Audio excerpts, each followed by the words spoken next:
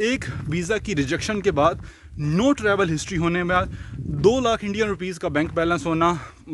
2 लाख का मतलब क्या है? 2 लाख ये होता है, बाय द वे तीसरा पॉइंट बता रहा था कि no travel history, bank balance नहीं है, तकरीबन 2 लाख 4,000 डॉलर भी नहीं बनते और उसके बावजूद वीज़ा मिला।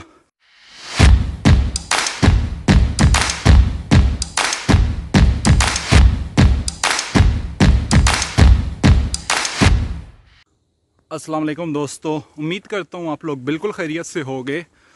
मेरी एक हॉबी में से फेवरेट जो हॉबी है वो है हाइकिंग करना। ठीक है, नेचर से हमें ज़्यादातर प्यार होना चाहिए, ऑफ कोर्स जो मुझे भी प्यार है और वो है। लेकिन आपके काम की बात ये है कि दोस्तों देखो, लाइफ में जब भी हम कोई ड्रीम देखते हैं, ख़ास तौर पे किसी बड़े कंट्री में जाने का ड्रीम, तो समटाइम्स वो जल्दी पूरा हो जाता है, समटाइम्स वो जल्दी पूरा नहीं होता।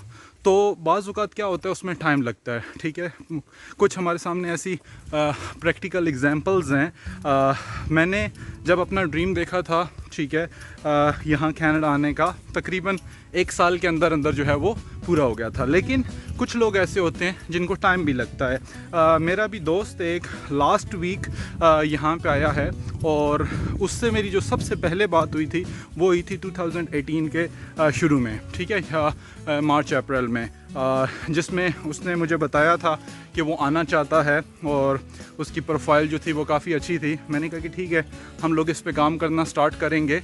और उसके बाद क्या हुआ कि हमने काम करना स्टार्ट किया और एप्लीकेशन वगैरह, आपको पता है, उसके बाद जो है वो 2019 जो है वो गुज़र गया। उसमें ये था कि एक जॉब ऑफ़र मिला, लेकिन ड्यू टू एनी रीज़न उस पर काम नहीं हो सका। फिर आगे आपको पता है 2020 आ गया। 2020 में कोरोना की वजह से जो है वो चीज़ें मुकम्मल स्लो रहीं और फिर उसके बाद 2021 में भी जाके जो है वो स्लो हुई। ठीक है, उसके बाद उसने अप्लाई किया, ड्यू टू कोरोना वायरस बहुत ज़्यादा प्रोसेसिंग टाइम लगा।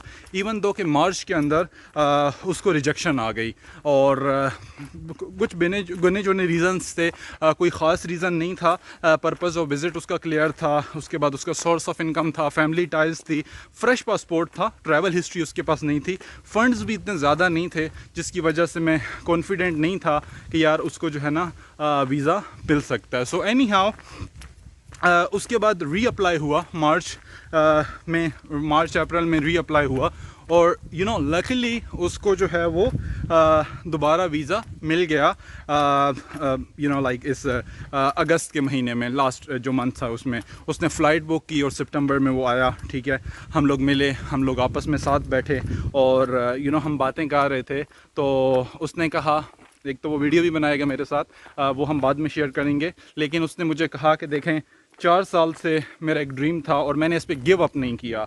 बहुत सारे ऐसे दोस्त हैं जिनका जो है वो ड्रीम होता है वो उसके और वो गिव अप कर देते हैं काफ़ी रीज़न्स की वजह से। समटाइम्स ये होता है कि आप जो है वो किसी एजेंट को पैसे देते हो, एजेंट आपके साथ 2 नंबरी कर जाता है। समटाइम्स आप वीज़ा अप्लाई करते हो, आपको पता नहीं होता, आपका वीज़ा रिजेक्ट हो जाता है। समटाइम्स ये है कि आप डॉक्यूमेंट्स ही नहीं बना सकते। मैं ऐसे बहुत सारे लोगों को जानता हूँ जिनको मैं कह के थक गया हूँ कि यार आप ये काम कर लो, वो काम कर लो, लेकिन उसके बावजूद भी जो है वो काम नहीं करते। तो कई रीज़न हो सकते हैं, लेकिन एक जो चीज़ मैंने नोट की है वो ये कि आपका नेवर गिव अप का एटीट्यूड होना चाहिए। मीन्स ये कि आप जो है वो जो मर्ज़ी सिचुएशन आ जाए, जो मर्ज़ी सिचुएशन आ जाए, उसमें आपने क्या करना है कि आपने गिव अप नहीं करना। ठीक है, ये वाला जो एटीट्यूड है ये आपको लाइफ में बहुत आगे तक लेके जाता है और बिलीव मी कि इसी वजह से लोगों को कामयाबी मिलती है। सो एक वीज़ा की रिजेक्शन के बाद नो ट्रैवल हिस्ट्री होने में 2 लाख इंडियन रुपीज़ का बैंक बैलेंस होना। 2 लाख का मतलब क्या है? 2 लाख ये होता है, बाय द वे तीसरा पॉइंट बता रहा था कि no travel history, bank balance नहीं है, तकरीबन 2 लाख 4,000 डॉलर भी नहीं बनते और उसके बावजूद वीज़ा मिला। तो दोस्तों, कभी कभी लक भी काम करती है, लेकिन उससे भी जो बड़ी चीज़ होती है ना, वो आपका नेवर गिव अप एटीट्यूड होता है। मेरी तमाम दोस्तों से रिक्वेस्ट है, लाइफ में जो मर्ज़ी हो जाए, ठीक है, मैं ऐसे लोगों को जानता हूँ जिनकी 10-10, 11-11 की रिजेक्शन के बाद वीज़ा मिला है दोस्तों। तो फिर 1-2 दफ़ा रिजेक्शन होना तो ना होने के बराबर होता है। आई थिंक जहाँ मैंने आना था लेक पे, वहाँ पे मैं पहुँच आया हूँ। आपको दूसरी तरफ का व्यू दिखाते हैं, ज़रूर मज़ा आएगा आपको।